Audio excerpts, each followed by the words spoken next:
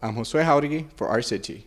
We are interviewing former Intelligence Minister RONNIE during his book launch, A Simple Man. So, a simple man is looking at Jacob Zuma, not because it's Jacob Zuma who's brought us into this mess alone, and no one individual can, but he's very much to the fore and on people's minds, whether you support him or you absolutely loathe him.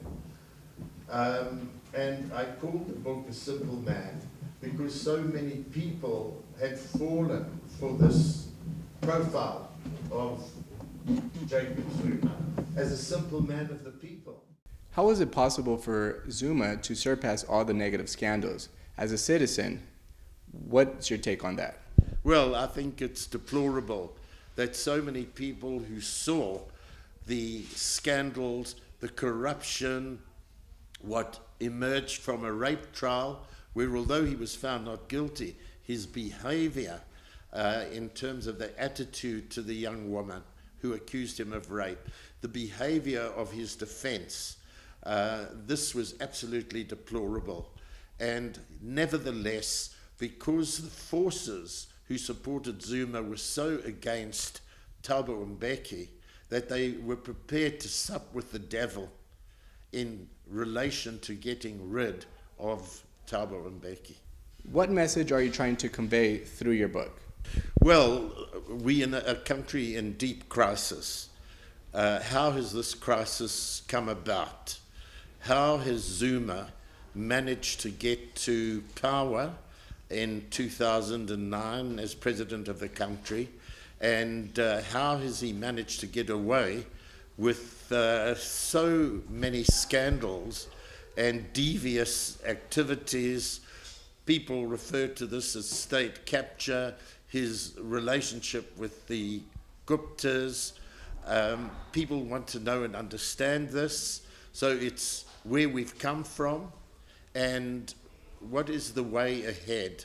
So the book deals with, in the last part of the book, with the possibilities of turning this very dangerous corner that we've reached in the country, to turn it around and to try and regain what we've lost and make South Africa a place with an economy that serves its people. And that's it's marginalized and oppressed, exploited from the past, the whole legacy of apartheid, people who are still struggling for a better life. During the last election, you ran a campaign that was basically asking the public to spoil their ballots. The new election is just around the corner. Where do you stand now? Okay, well, I want to say it wasn't simply spoil the ballot. It was a question of don't vote ANC, to wake the ANC up. It was in a state of denial, and it was a question of don't vote for them so that they wake up. If you can't find a party that you wish to vote for, then you can spoil your ballot. Don't just stay away. At least register the fact that you have tried to vote. Where do I stand now? Well, I don't believe that the ANC is redeemable, and I'm certainly not going to vote for the ANC. I would look at other possibilities, other parties, but in the main, what my message is, and the book deals with this, is to save this country and to move ahead towards a socialist future. We need a real renewal. And we need the forces of socialism in this country to come together in service of the working class and to represent that class and the masses and find a way forward, not just in relation to the 2019 election, but further on into the future. So we need to build an alternative working class power to that which exists in the country today that's led by the ANC. There are 3 books published in the same month that shed negative light on Zuma. Why now? Why publish the book now? Well, the books come out in terms of the time that authors have to write a book. One doesn't just conjure the book up at any time. Jacques Pau clearly has done a huge amount of investigation and is ready at a particular time.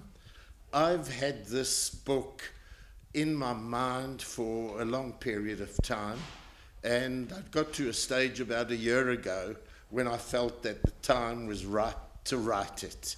I mean, it's as simple as that. It's not geared at any particular event, although it's very nice to be able to bring it out a month or so ahead of an ANC's conference. The delegates, as well as the population at large, are interested in who is Zuma, what's he a product of, how's he been formed, what has formed him, and so on. So it's just happened at this particular point. Why the title, The Simple Man? Well, Jacob Zuma has always attempted to present himself as a simple man of the people, and I question that. I don't put the question mark in the title, but it's to engage the reader. Is he really a simple man? There's an enigma about him. People want to know what really makes him tick. Why has he become so corrupt? And that's part of the title, and the way I then expose him in the book to show that he's actually a very cunning and devious, two-faced person.